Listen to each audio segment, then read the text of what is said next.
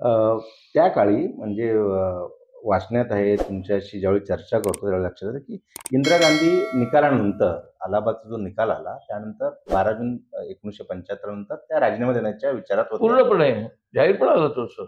मग तो राजीनामा न देता त्याने आणीबाणी लावली. ह्या 12 ते 13 असं दिवसामध्ये नाही झालं. मग काय झालं? त्यांनी राजीनामा दिला नाही याचं कारण त्यांच्यावरती तमाम काँग्रेसच्या पक्षाचं, वकिलांचं, मध्यमवर्गाचं असं प्रेशर आलेलं की कशासाठी राजीनामा द्या तुम्ही? तुमचा गुन्हा काय आहे? तर पोलिसांनी स्टेज बांधलं.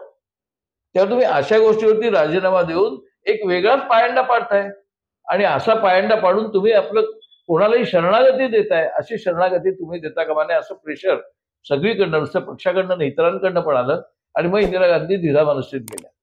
त्यांची इच्छा राजीनामा द्यायची होती, पण असं सगळं वातावरण व्हायला लागलं. मग त्यांना लोक सांगण्यात आलं की जर तुम्ही राजीनामा दिलात तर ज्यांना तुमचा राजीनामा 71 सालपासून हवा आहे तोच आत्ता होईल, म्हणजे त्यांचा कट यशस्वी होईल. तुम्ही त्या फंदात पडू नका.